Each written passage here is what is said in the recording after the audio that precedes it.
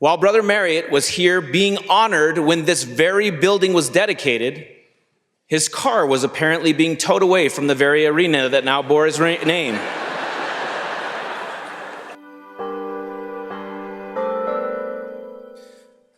Wow. I wish you could trade spots with me for a second. You are an incredible, incredible sight. Congratulations to our graduates. And thank you to the parents, grandparents, siblings, friends, mentors, faculty, staff, and all in attendance today. Thank you for being here, and thank you for being there for our graduates when they needed it the most. You took the late night phone calls, gave impromptu pep talks, and proofread term papers, even if your own last term paper was written on a typewriter. Thank you. To borrow a Latin phrase, you are sine qua non section. Literally translated, sine qua non means without which not. You are the people without which today would not be possible. Today is about honoring our graduates, but it is also about honoring you. So class of 2024, please rise and join me in thanking all of those in your lives in our sine qua non section. Thank them for all they've done.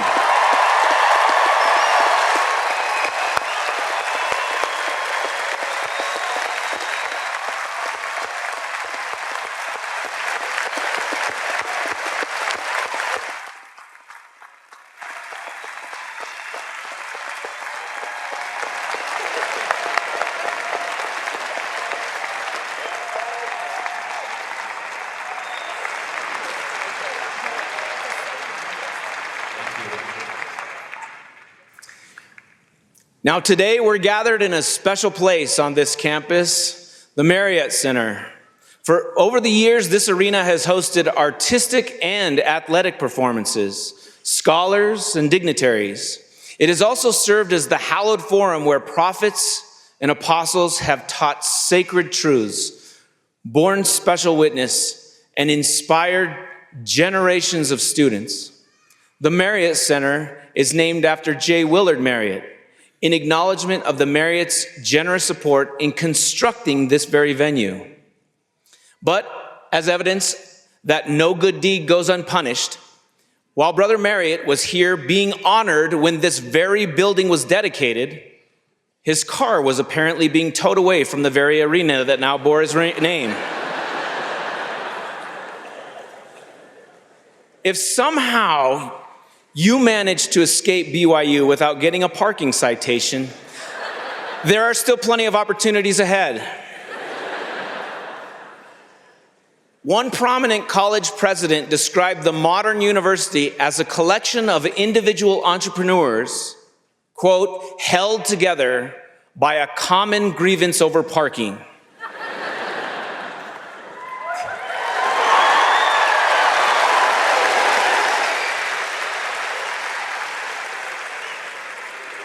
But as you all know well, at BYU, we aspire to much, much more than this.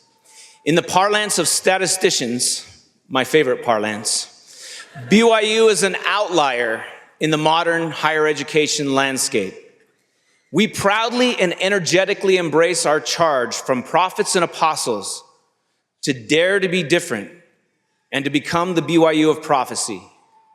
Our students and programs consistently rank among the most competitive in the nation. But at BYU, we are more concerned about the measurements of heaven than the metrics of this world.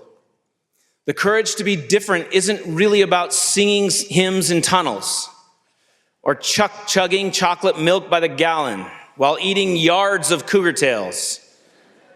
No, it's about our united quest to become the Christ-centered, prophetically directed University of Destiny and Promise.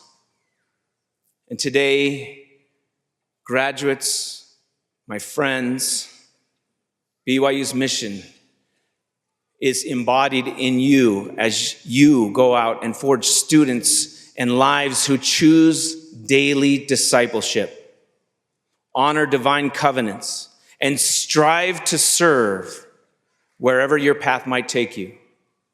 This eternal curriculum is only just commencing for you graduates. A friend of mine played football at a community college in California. He wasn't a member of the Church of Jesus Christ of Latter-day Saints, but when a teammate transferred to BYU, he decided to come along. He spent more time on the sidelines than he did on the field, but he didn't mind because he was learning a lot, majoring in English and meeting people, including someone he hoped to marry. He was inquisitive and asked good questions. On the field, his queries were about X's and O's. In the classroom, he sought to hone his academic and communication skills, and he became increasingly interested in the purpose of life, his relationship with God, and the restored gospel of Jesus Christ. In time, he was baptized a member of the Church of Jesus Christ of Latter-day Saints. When a teammate asked why, he responded simply, "I really believe for me, this is the way." As he approached graduation, a thoughtful mentor, seeing potential in this young man, asked him to stay on as a graduate assistant. Fast forward more than 40 years to February of this very year, and that same young BYU graduate, now looking a little older, stood atop a massive podium in Las Vegas, surrounded by floating confetti. He was holding the Lombardi Trophy, flanked by the woman he met and married here at BYU.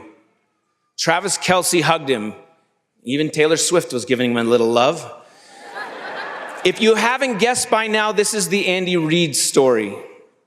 It's also a classic BYU story, a story of becoming, a story full of triumphs and trials, highs and lows, marked by daily decisions to choose Christian discipleship and the courage to embrace what Ruth Akediji described on this campus as a fully integrated life, a life in which religious convictions and professional pursuits are harmonized, not compartmentalized.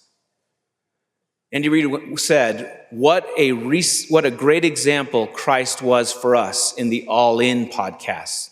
He went on to say, all the trials and tribulations that he went through, Joseph Smith, the trials and tribulations that he went through, these are great examples for us. And then he went on to say, we just hang on to that iron rod because that son of a gun can be difficult at times. But you hang on and you work your way through these things and bank on your faith and then bank on your relationship with your spouse. Close quote. Graduates of 2024, your eternal journey of becoming commences today. Follow Jesus, honor your covenants, align your life with the teachings of living prophets, become the sine qua non in others' lives. And who knows, you may end up being buddies with Taylor Swift. Or perhaps your limousine will get towed from an arena that carries your name. In any event, I pray that goodness and mercy will follow you all the days of your life, that your lives will be crowned with significant achievement and meaningful service, with rich relationships and ceaseless growth, with the joy of saints and the peace which passeth all understanding. Wherever your degree takes you, remember to continue to develop the courage to be different. Dare to strengthen your resolve as a disciple of Jesus Christ. And if you do get a parking ticket when you return to campus, come see me, I'll take care of it.